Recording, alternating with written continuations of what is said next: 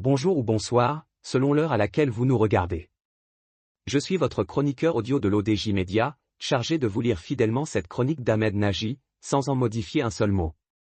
Aujourd'hui, il nous emmène au cœur des tensions entre le Japon, la Chine et Taïwan, dans un contexte géopolitique explosif. Des tensions croissantes avec la Chine, un plan de relance économique qui enfonce davantage le Japon dans l'endettement, sous la direction de la première ministre Sanae Takeshi, l'Empire du Soleil levant prend un cap qui suscite incertitude et inquiétude.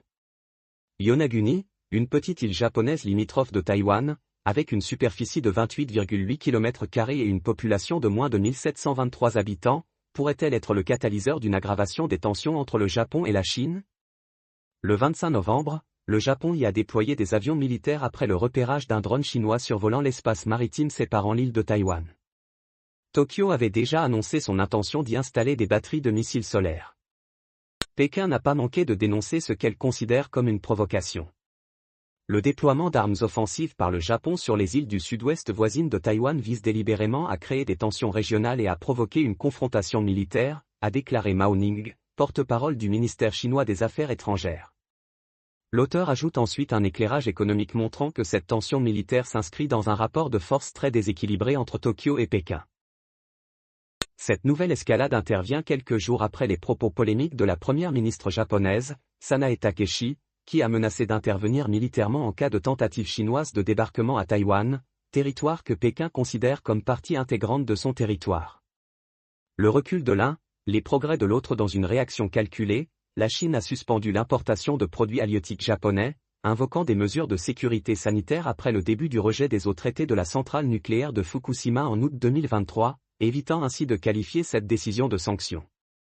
Pékin a également déconseillé à ses ressortissants de se rendre au Japon. Avec 7,48 millions de visiteurs au cours des 9 premiers mois de l'année, les Chinois représentent le premier contingent de touristes étrangers au Japon, soit 18,4% du total. L'auteur affirme ensuite que ces tensions économiques fragilisent un Japon déjà en perte de vitesse face à une Chine devenue dominante. Ces représailles portent un coup dur à l'économie japonaise, déjà fragile. La progression de son PIB est estimée à un peu plus de 1% en 2025, contre 5% pour la Chine. La Chine représente 20% des exportations japonaises, tandis que le Japon représente moins de 5% de celles de son voisin continental. Il y a à peine 20 ans, l'économie japonaise pesait le double de l'économie chinoise et se classait au 2e rang mondial. Aujourd'hui, c'est l'économie chinoise qui pèse 4 fois plus que celle du Japon.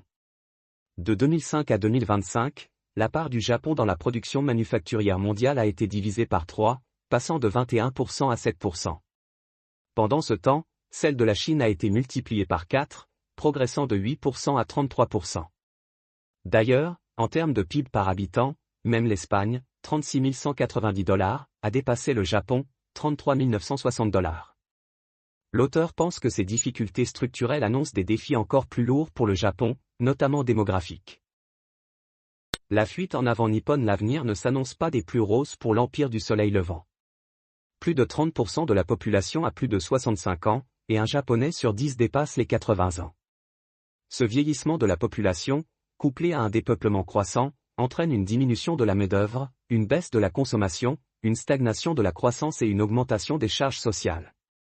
Bien que la Chine soit confrontée à des défis similaires en matière de vieillissement démographique, sa population active représente encore 47% de sa population totale. Contrairement au Japon, les personnes âgées en Chine ne sont pas obligées de chercher du travail pour compenser une baisse du pouvoir d'achat, et le recours à la main-d'œuvre étrangère y est moins systématique.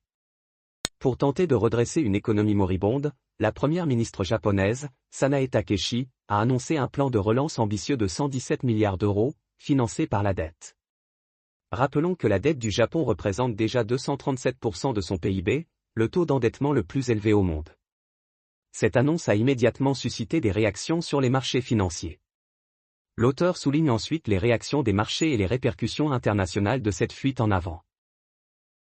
Washington s'en lave les mains, le rendement des obligations japonaises à 20 ans a atteint un record de 2,75%, tandis que celui des obligations à 30 ans est passé de 3,04% à 3,33%. Le service de la dette devrait ainsi augmenter de 162 à 280 milliards de dollars, soit 38% des recettes publiques totales. Par ailleurs, le yen japonais a continué de perdre de la valeur face au dollar américain, lui-même en baisse.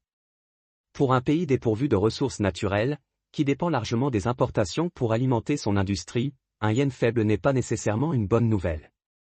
Washington, en partie responsable des difficultés économiques récentes du Japon, a vu l'ancien président américain Donald Trump augmenter les taxes douanières sur les produits nippons, portant celles-ci à 15% et jusqu'à 50% pour l'acier et l'aluminium. Les États-Unis craignent désormais une vente massive des bons du Trésor américain détenus par Tokyo, qui s'élève à 1130 milliards de dollars, soit 3% du total. Selon le Wall Street Journal, Donald Trump aurait conseillé à Sanae Takeshi de ne pas provoquer la Chine sur la question de la souveraineté de Taïwan. La première ministre japonaise devrait peut-être méditer sur la manière dont Washington a abandonné l'Ukraine après l'avoir poussée à provoquer la Russie. Elle devrait également garder à l'esprit la rancœur persistante du peuple chinois envers le Japon, hérité de la guerre sino-japonaise, 1937 à 1945, de l'occupation qui en a résulté et des exactions commises par l'armée nippone. Comme le disait Karl Marx, l'histoire se répète, d'abord comme une tragédie, ensuite comme une farce. Merci à vous d'avoir suivi cette lecture fidèle, ligne après ligne, de la chronique d'Ahmed Nagy. J'ai veillé à respecter chacun de ces mots, sans rien modifier. On se retrouve très bientôt pour une nouvelle chronique vidéo de l'ODJ Media. D'ici là, prenez soin de vous, et restez curieux.